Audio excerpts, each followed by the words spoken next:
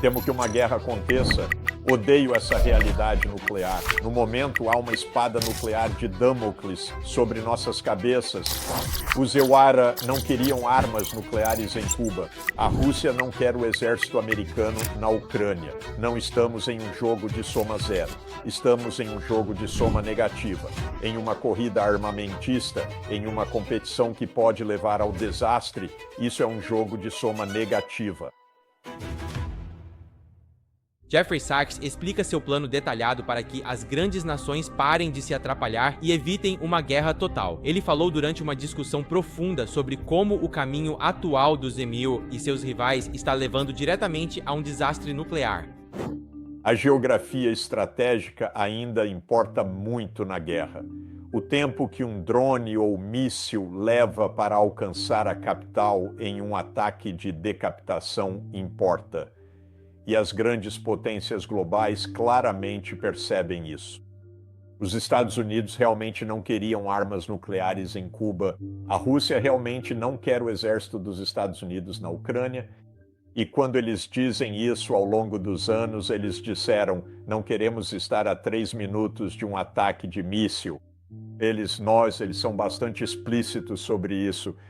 Uma das coisas mais desestabilizadoras que os Estados Unidos fizeram, na minha opinião, é completamente subestimada, mas isso provavelmente teve tanto peso quanto qualquer outra coisa para os russos. Embora vocês saibam disso melhor que eu, refiro-me à saída do Tratado ABM em 2002 e à instalação de sistemas Aegis na Polônia e na Romênia.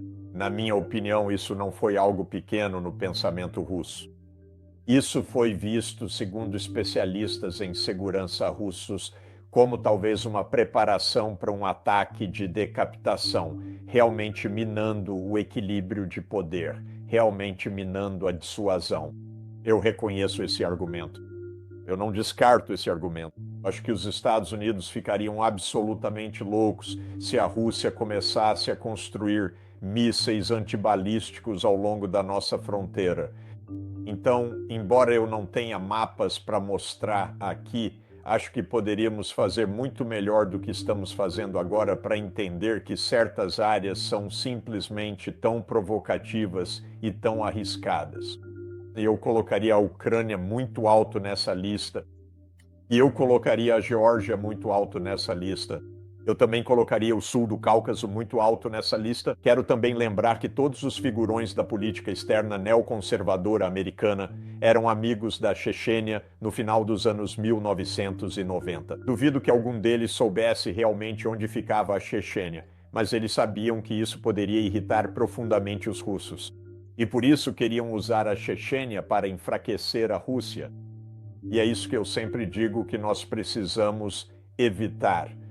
Então, não quero afirmar que existe uma linha clara e rígida, mas também não quero dizer que a falta de precisão faça a ideia perder o seu valor. Na verdade, eu acredito que a ideia deveria ter um componente de natureza militar.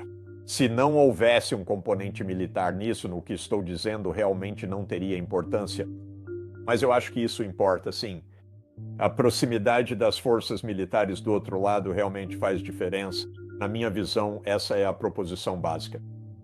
Isso levanta uma centena de questões que eu adoraria passar horas discutindo com você.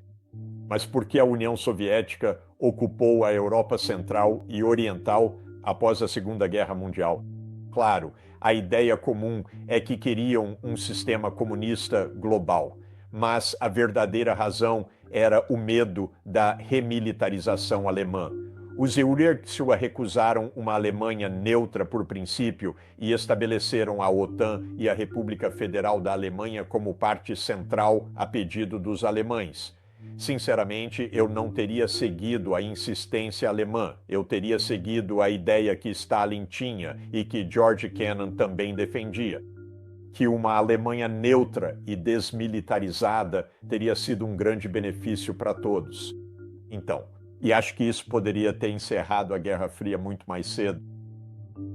Deixe-me passar para o terceiro tipo de problema, o de que garantias mútuas de segurança não podem durar. E quero dizer algumas coisas conceituais. Eu sei que o tempo é bem curto, mas não estamos em um jogo de soma zero. Estamos em um jogo de soma negativa. Numa corrida armamentista, onde a competição pode virar desastre, temos um jogo de soma negativa. Como economista, busco desesperadamente pelo resultado mais eficiente. Então, para quem conhece o jogo do dilema do prisioneiro, o famoso jogo, né, o chamado equilíbrio, ou o equilíbrio de Nash, do dilema do prisioneiro, não é um resultado de soma zero, é de soma negativa. A cooperação de ambos os lados é melhor, mas todo mundo tem um incentivo para trapacear. Você termina num equilíbrio de trapaça ou o chamado equilíbrio de defeção. Não é soma zero, é soma negativa. Isso ofende um economista. Valorizamos a eficiência e podemos melhorar a situação de ambos os lados através de um acordo mútuo. E então a pergunta interminável é: bem, como você faz para garantir isso quando existe um incentivo para trapacear? E o que a teoria dos jogos nos ensina são várias coisas diferentes. Uma delas é que, se você está em um jogo repetido, é mais complicado do que apenas trapacear uma vez. E por isso, existe um incentivo para cumprir um tratado. Não é perfeito, mas também não é nulo. Assim, o futuro lança uma sombra sobre as decisões do presente. Os tratados de armas nucleares realmente funcionaram, exceto quando os EPOA saíram unilateralmente deles. Isso prova o ponto do John e o meu.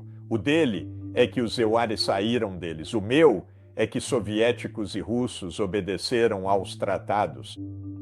Isso é fundamental. Quando o presidente Kennedy convencia o povo americano sobre o Tratado de Proibição Parcial de Testes Nucleares, ele disse: interessa a ambos cumprir o acordo, pois é mutuamente benéfico. É uma soma positiva frente a uma corrida armamentista. Ele convenceu o Senado por esmagadora maioria e os soviéticos cumpriram o Tratado de Proibição de Testes. Ele também disse algo muito importante que ele não estava buscando. Você sabe, aquela era milagrosa em que os conflitos desaparecem. Acho que estamos em uma luta constante com a realidade que o John retrata. Em outras palavras, é claro que há trapaças, é claro que nenhum tratado vai durar para sempre. Mas vamos tentar sobreviver pelos próximos 20 anos, vamos fazer o melhor que pudermos. Vamos assinar tratados, tentar cumpri-los, usar os efeitos de reputação. A teoria dos jogos estabeleceu que existem muitas maneiras de haver cooperação em um dilema do prisioneiro iterado. É reciprocidade indireta, como eles chamam, em que você perde sua reputação perante os outros. É punição coletiva que impõe uma governança superior, como o Conselho de Segurança da ONU, impondo sanções e afins. Admito que nada disso funciona tão bem, mas é melhor continuar vivo e tentar essas coisas, fazer com que funcionem o melhor possível, do que simplesmente dizer que estamos em uma guerra de todos contra todos, quase como se fosse uma inevitabilidade, porque eu realmente não acredito nisso. E eu acho que a ideia é: vamos fazer isso agora, as coisas vão mudar, alguém vai violar isso. Vamos voltar à lógica dos jogos de soma positiva ou das possibilidades de soma negativa e refazer se for preciso no futuro. Então, eu não nego as dificuldades. Mas também acho que tanto a teoria dos jogos formal, por assim dizer, quanto a experiência histórica mostram que existem períodos de paz que são realmente construídos, e eles são construídos em parte com base em tratados e acordos mútuos, duram por muito tempo e depois deixam de durar. E então você tem um grande risco de guerra. Estou muito preocupado com a lógica de que sim, isso vai acontecer, a guerra vai acontecer. Detesto a realidade nuclear atual, pois realmente acredito nessa revolução de que algo está verdadeiramente, horrivelmente diferente. Agora, em nossa realidade, temos uma espada nuclear de Damocles sobre nossas cabeças. Então, precisamos nos esforçar ainda mais para acertar nisso.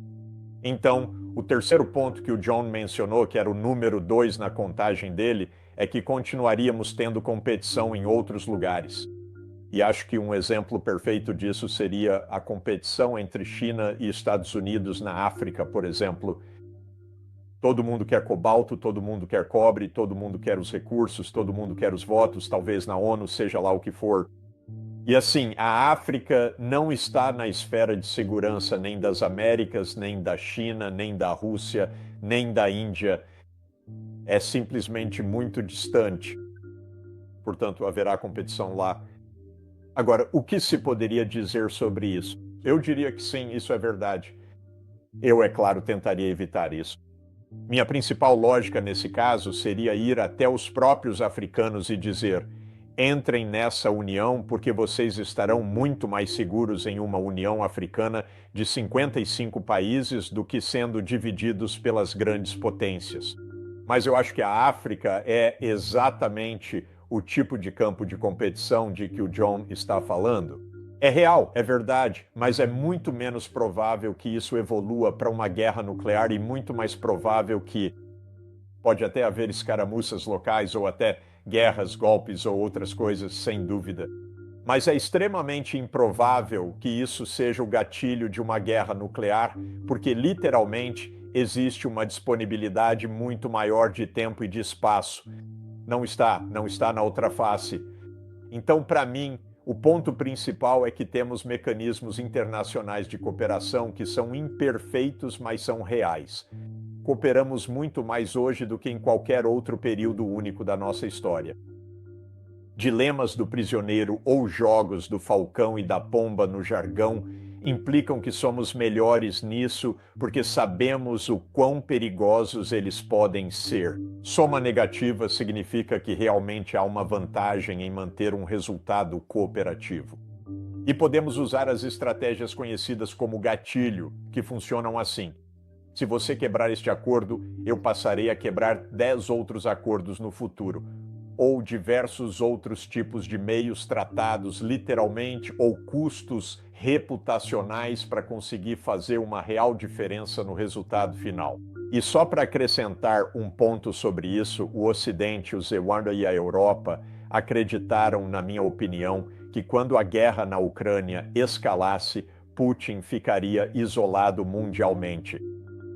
E eles falavam como se o mundo inteiro soubesse que esse homem é um tirano. E claro, isso não aconteceu. O ponto que nós três temos enfatizado constantemente: o presidente Putin é muito respeitado, obrigado, em bem mais de 100 países no mundo. Por quê? Porque ele não é visto como alguém que violou normas da forma como o Ocidente o retrata, como se ele tivesse violado essas normas. Se você for falar com um líder na África ou na Ásia, eles dizem: por que os Ilir provocaram essa guerra? Eles não veem isso como uma guerra não provocada, como os EOR afirmam que é, ou como a Europa afirma que é.